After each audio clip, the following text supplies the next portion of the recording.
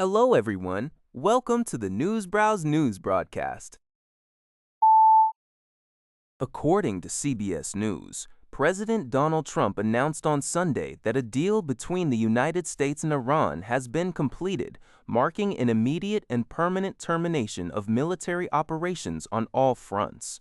Along with the announcement, Trump fully authorized the reopening of the Strait of Hormuz and ordered the immediate removal of the U.S. naval blockade to allow global oil shipments to resume.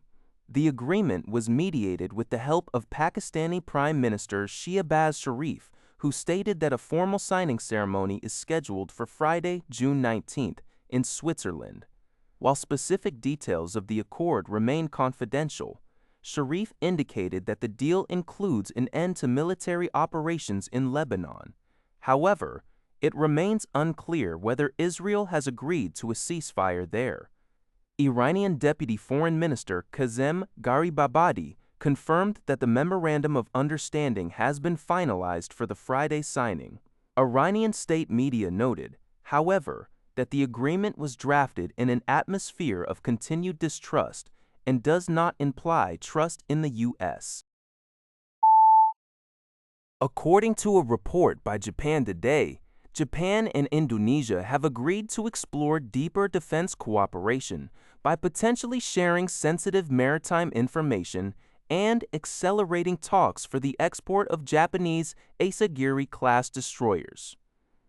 The agreement was reached during talks in Indonesia between Japanese Defense Minister Shinjiro Koizumi, Indonesian President Prabowo Subianto, and Indonesian Defense Minister Shafri Shamsuddin. Koizumi emphasized that boosting the maritime deterrence of Indonesia, which sits near critical sea lanes, would contribute significantly to peace and stability in Japan and the wider region. President Prabowo welcomed the collaboration, expressing hope for concrete progress. The two countries recently launched working-level talks regarding the transfer of these destroyers, which can carry helicopters and anti-submarine missiles. This initiative reflects Tokyo's broader push to forge tighter security networks with Southeast Asian nations as China continues to expand its military footprint in the region. According to NHK, Japanese Prime Minister Takaichi Sanae met her British counterpart Keir Starmer in London, where the two leaders issued a joint declaration on economic security cooperation.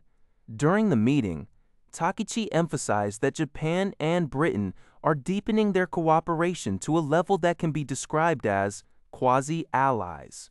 The joint declaration focuses on securing critical minerals, with both leaders expressing grave concerns over economic coercion and arbitrary export restrictions, a move believed to be aimed at China.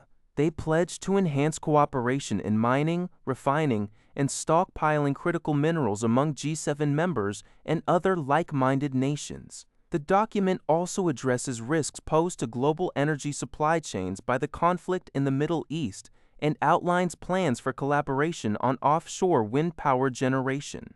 Additionally, Takaichi and Starmer agreed to expedite the joint program between Japan, Britain, and Italy to develop a next-generation fighter aircraft, despite potential challenges arising from Britain's current fiscal difficulties. Tsingtao reports that a tragic aviation accident occurred in Missouri on Sunday morning, claiming the lives of all 12 people on board.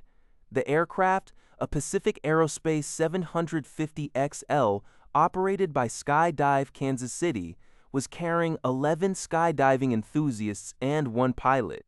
Shortly after taking off from Butler Memorial Airport around 11:30 a.m., the single-engine turboprop plane lost power, stalled, and nose-dived into a nearby farm field.